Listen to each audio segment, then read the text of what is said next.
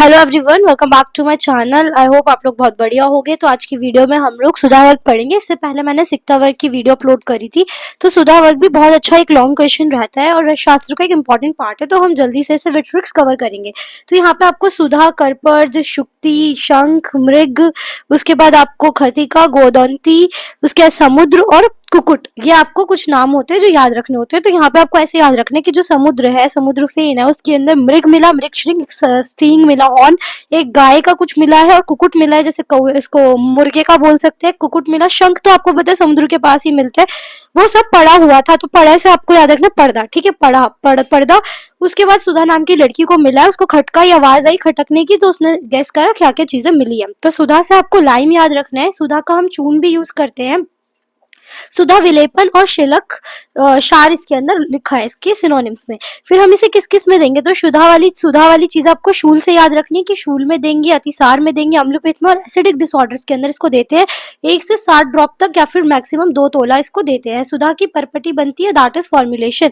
फिर करपर, जिसको हम सिप्रिया मोनिटा भी बोलते हैं, इसके अंदर आपको वरती याद रखना है।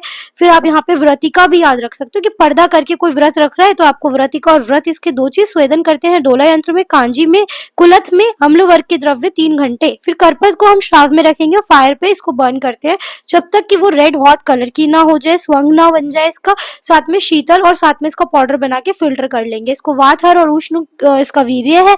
परिणाम शूल में ग्रहणी और श्यामल कंडू में इसको देते हैं। अनुपान इसका जल है। अग्नि कुमार रस, लोकंद रस, उसके बाद इसको भास्कर रस और रत्न गर्भ पोटली रस में भी दिया जाता है। फिर आते हैं शुक्ति, जिसको ऑयस्टर शेल जैसा आपने देखा भी होगा, इसको प्रसव भी बोलते हैं, मुक्त ग्रह, मुक्त शुक्ति भी बोलते हैं।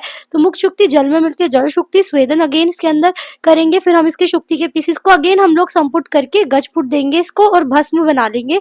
फिर पित्थर और शीत और मधुर इसका वीर्य रस होता है, विपाक होता है। उदरशूल रक्त रोग, आपको ये याद रखना है कि गर्म कर रहे तो रक्त कलर की हो गई। विष दोष में और प्लीहा रोग में अच्छा काम करती है। मधु इसका अनुपान है 250 से 500 mg। प्रवाल पंचामृत रस में ये मिलती है। मुक्त पंचामृत रस आप इसमें याद रख सकते हो।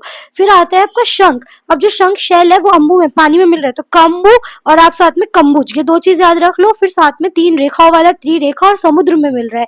फिर दक्षिण वर्त और वामवर्त 2 टाइप्स इसके अंदर मिलते हैं। स्वेदन अगेन डोला यंत्र में आप बस अम्ल पदार्थ में स्वेदन कर दो अगर आपको किसी में कुछ शोधन याद ना है तो। फिर आपने शोधित शंख फिर से शराब में लिया, इसको गजपुट 2 बार दे दिया। यही होता है, लास्ट में हमें मारण करके भस्मी बनानी है। अजीर्ण में, फिर अग्नि मानदेय में, ग्रहणी में, जितने भी आप इसमें देख रहे हो अगर सुधा वर्ग में, वो आपके डाइजेस्टिव से रिलेटेड आपको लिखने हैं बस, ठीक है। फिर 250 mg मिनिमम आप यहाँ पे लिख कर आ जाना। और नींबू स्वरस के साथ इसका अनुपान है। अग्नि कुमार रस अगर आपको कुछ भी याद ना आए तो। मृग श्रृंगी, जिसके अंदर आता है एना श्रृंग भी बोलते हैं और मृग विषानाकम भी बोलते हैं। मृग श्रृंग को खल यंत्र में लेके और दुख के साथ इसमें मर्दन करके अगेन 3 बार गजपुट देके मारण इसका हो जाएगा। उष्ण कटु है। फिर से शूल याद रख लो, हृदय शूल, शिरा शूल और उसके बाद 1 से 2 रत्ती मधु के साथ। फिर आपको यहाँ पे जो याद रखना है त्रिनेत्र रस याद रख लो, या फिर ज्वार मोहर वटी याद रख लो। फिर उसके बाद है खटिका, जिसको चौक होती है, तो इसको लेखन हम लिखने के काम लेते हैं, वर्ण के काम लेते हैं, वर्ण लेखन के काम लेते हैं। खटी भी बोलते हैं, गौर खटी भी बोलते हैं। खटिका को फिर से वेसल में लेके उसमें पानी मिला के मिक्स करके फिल्टर, चून को आप कैसे शोधित करोगे, पानी मिला के उसको फिर सुखा लो। उसके बाद वीर्य का शीत अतिसार में देते हैं, नेत्र रोग में देते हैं और शोथ में देते हैं। 1 मास में इसका अनुपान है शीत जल, खटिक आदि पेय और मुग्ध रस इसके फॉर्मुलेशन है। जिप्सम होता है गाय दंती, गौ दंती, तो आपको ऐसे याद रखना गाय बहुत सौम्य होती है, तो सौम्यम।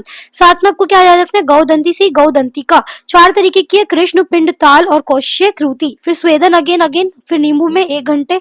फिर इसके बाद शोधित को फिर से शराब संपुट। उसके बाद नेक्स्ट आ गया शीत और कटु। फिर अगेन शूल आ गया, शिराशूल पांडु में देते हैं।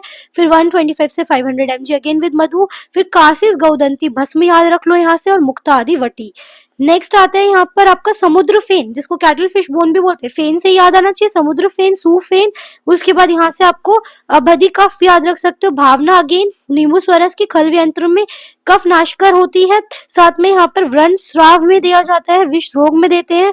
नेत्र रोग अगेन यहाँ पे ले रखा है। फिर मधु के साथ शुकवटी वर्ती याद रख लो, दृष्टि प्रधान वटी याद रख लो, दंतवर्ती, दंत से समुद्र में जो मिल रहा है उससे रिलेट कर सकते हो।